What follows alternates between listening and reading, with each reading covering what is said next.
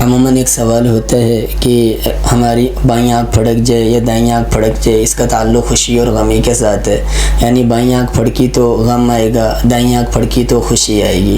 دیکھیں یہ بالکل من گھڑت بات ہے، اس کا قرآن و حدیث سے کوئی تعلق نہیں ہے۔ بعض لوگوں کا ذہن بنا ہوتا ہے کہ بلی راستہ کاٹ گئی، او ہو کوئی پریشانی آ جائے گی، دودھ گر گیا، او ہو اب تو کوئی پریشانی آئے گی۔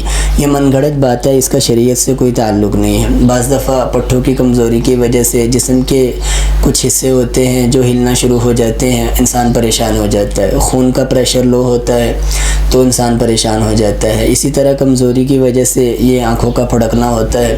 بہرحال اس کا شریعت سے کوئی تعلق نہیں ہے، یہ من گھڑت بات ہے۔ جس کی آنکھ پھڑکتی ہے وہ بجائے اس کے کہ اپنا دماغ اس بات پہ استعمال کرے کہ اب کوئی خوشی آئی، اب کوئی غمی آئی، اس سے گزارش یہ ہے کہ کسی حکیم صاحب سے رابطہ کر لیں۔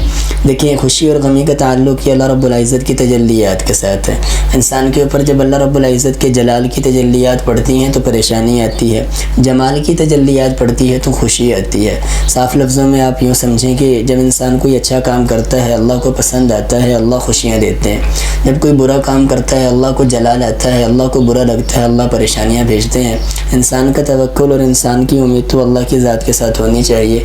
یہ آنکھوں کا پھڑکنا، بلی کا راستہ کراس کرنا، یہ بالکل نامناسب بات ہے، اس کا شریعت سے کوئی تعلق نہیں۔